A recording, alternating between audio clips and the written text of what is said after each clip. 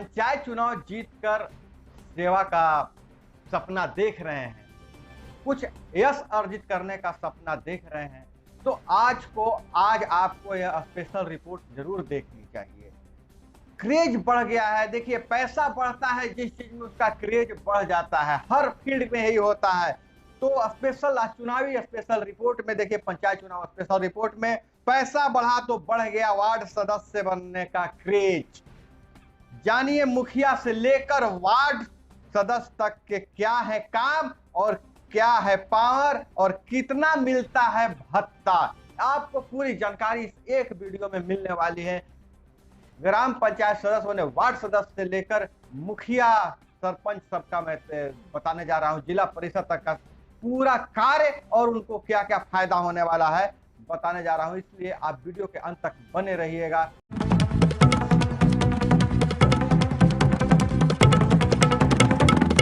नमस्कार दोस्तों, मैं हूं अभय कुमार, आप देख रहे हैं ठोक तंत्र।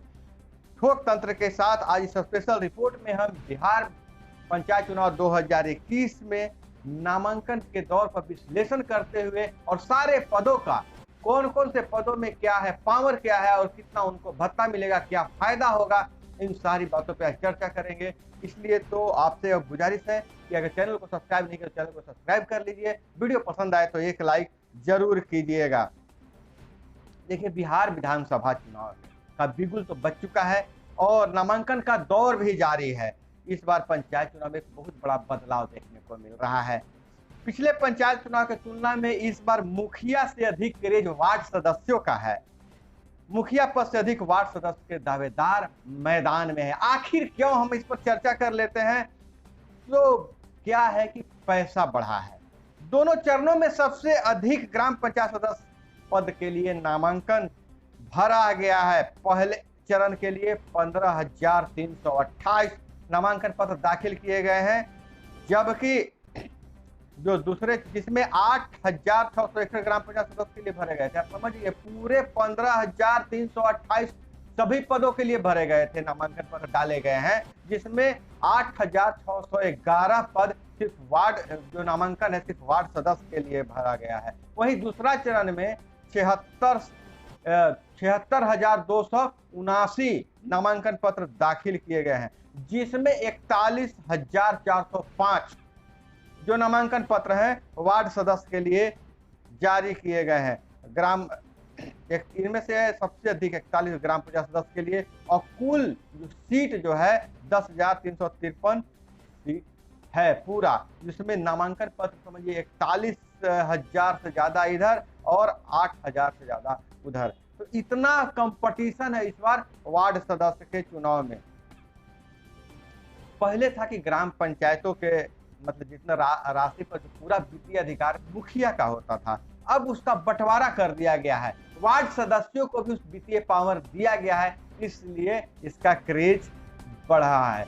तो हम चर्चा कर लेते हैं कि आखिर इन 6 पदों की जिम्मेवारी व अधिकार क्या है। जो 6 तरह के पद हैं त्रिस्तरीय ग्राम पंचायती राज व्यवस्था में, उसका कार्य और शक्तियों के बारे में हम चर्चा कर लेते हैं। नई जो शक्तियां मिली है 2021 के अनुसार, तो मुखिया की शक्तियां जिम्मेवारी सबसे पहले हम बात करते हैं, क्योंकि मुखिया का ही चुनाव के नाम से जाना जाता है ग्राम पंचायत को चुनाव को।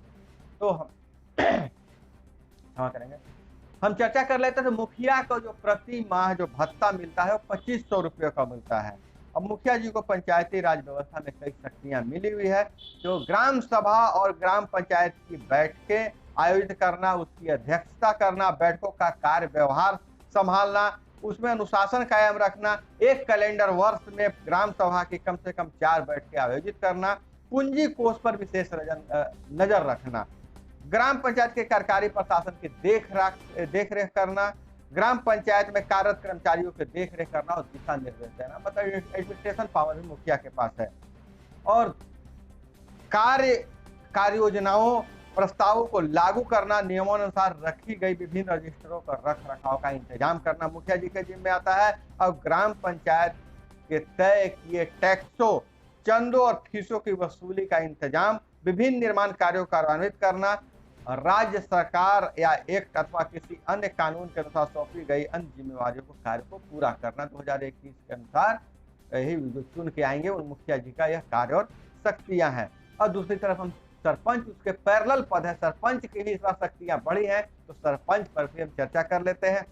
इनको मुखिया जी के तरह ही 2500 रुपया भत्ता मिलता है, मासिक भत्ता मिलता है, और इनको 3 बड़े अधिकार इस बार दिए गए हैं। पहला जो दिया गया है, सरपंच को ग्राम सभा तथा ग्राम पंचायत की बैठक बुलाने और अध्यक्षता करने का अधिकार मिला है। इसके अलावा ग्राम पंचायत की कार्यकारी और वित्तीय शक्तियां भी सरपंच के पास होगी। ग्राम पंचायत के अधीन कर्मचारियों के कार्यों पर प्रशासकीय देखरेख नियंत्रण करने की शक्ति सरपंच के पास होगी। और वित्तीय शक्ति का कैसे कैसे और क्या अधिकार मिलता है, वो तो चुनाव रिजल्ट आने के बाद जब नया नियम आएगा कि सरपंच साहब के अकाउंट में पैसे जाएंगे कि मुखिया जी और सरपंच साहब का ज्वाइंट अकाउंट रहेगा, ये बाद में पता चलेगा।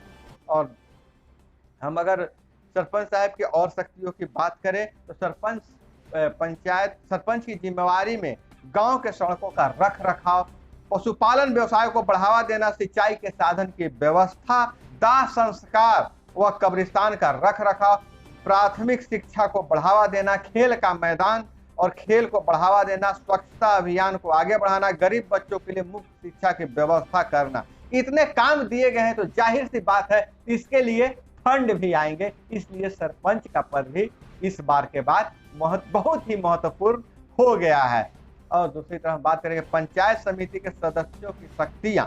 पंचायत समिति सदस्य जो उनकी शक्तियां और कार्यों और जिम्मेवारी की बात करें तो उनको जो मासिक भत्ता मिलता है 1000 रुपया प्रति माह, और लगभग 5000 की आबादी पर निर्धारित प्रत्येक प्रादेशिक निर्वाचन क्षेत्र पंचायत समिति के लिए एक प्रतिनिधि पंचायत समिति सदस्य के रूप में चुना जाता है, प्रत्यक्ष रूप से चुना जाता है। पंचायत समिति को ही प्रखंड प्रमुख को चुनाव करने का अधिकार है। इनका काम अपने पंचायत के क्षेत्र को समस्याओं को उठाना है, और इनका सबसे महत्वपूर्ण काम है कि जो भी मुखिया जी योजना देंगे उस पर मुहर लगाना है बीडीसी की बैठक में। अब हम बात कर लेते हैं जिला परिषद की शक्तियों और उसकी जिम्मेवारी को। तो जिला परिषद को ही 2500 रुपया प्रति वर्ष मासिक भत्ता मिलता है, और जिला परिषद सदस्य के लिए एक प्रतिनिधि मतदाताओं से प्रत्यक्ष चुनाव होता है, और इसको में मुख्य जिम्मेवारी है कि अपने क्षेत्र के समस्याओं को उठाना है, अपने सदन में उठाना है, क्षेत्र की समस्या को उठाना। इनके पास जिला परिषद अध्यक्ष और उपाध्यक्ष के खिलाफ अविश्वास प्रस्ताव में वोटिंग करने की शक्तियां होती हैं। ये अपने क्षेत्र में काम करवाने की अनुशंसा करने की शक्ति रखते हैं जिला परिषद के पास। देखिए, अपने क्षेत्र में कोई काम करवाने की अनुशंसा कर सकते हैं, पैसा मंगवा सकते हैं, ये जिला परिषद के शक्ति है। और कार्य सबसे बड़ी शक्ति है तो इनके पास सदन होता है जिसमें बड़े अधिकारी बैठते हैं, वहां कोई भी समस्या को उठा सकते हैं। मुख्य काम इनका क्या है देख लेते हैं, किस प्रकृति का काम करते हैं। तो पशु चिकित्सा अस्पतालों और औषधालयों के स्थापना, चलन निदान व उपचार प्रयोगशालाओं की स्थापना करना, गायों और सुअरों का प्रजनन प्रक्षेत्र, कुछ फार्म, बत्तख बकरी फार्म, दुग्धशाला, कुक्कुट पालन के अलावा महामारी और छूत के रोगों पर रोकथाम करना, इनको बहुत महत्वपूर्ण जिम्मेवारी है। अब ये सबसे बड़ी जिम्मेवारी इनके पास पावर यह है कि किसी भी कार्य के लिए फंड की डिमांड कर सकते हैं, इसको अनुशंसा कर सकते हैं और फंड आ सकता है। और तो पंच की शक्ति की भी बात कर ली जाए कि पंच की शक्तियां कौन कौन सी होती है।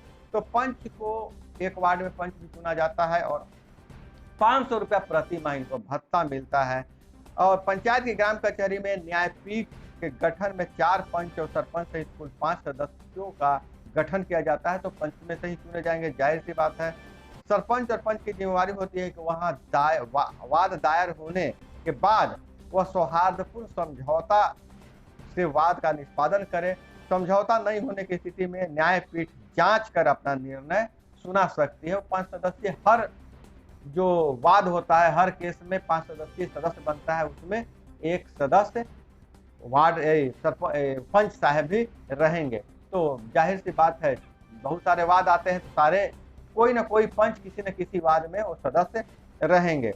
अब सबसे हॉट सीट की बात कर लेते हैं, नया क्या मिलने वाला है वार्ड सदस्यों को। सरकार ने ग्राम पंचायतों के वार्ड सदस्य वार्ड को ताकतवर बनाने वाली नियमावली को हाल ही में मंजूरी प्रदान की है। गांव के लिए विकास योजनाओं का चयन संचालन के लिए वार्ड क्रियान्वयन समिति और प्रबंध समिति के गठन करने का रास्ता भी साफ कर दिया गया है। अब मुखिया नहीं बल्कि संबंधित वार्ड के सदस्य इस समिति के अध्यक्ष होंगे। पहले भी वार्ड क्रियान्वयन समिति होती थी जिसके पदेन अध्यक्ष मुखिया होते थे, लेकिन नहीं, अब वार्ड सदस्य ही अध्यक्ष होंगे। इनका भत्ता 500 रुपये मासिक है, सब तो जानते ही हैं। पंचायती राज के अंतर्गत आने वाले नल जल योजना के अनुरक्षक मतलब देख रेख का काम करने वाला सरकार वार्ड सदस्यों के जिम्मे दे दिया है। उसके लिए अतिरिक्त 2000 रुपया मानदेय भी दिया जाता है।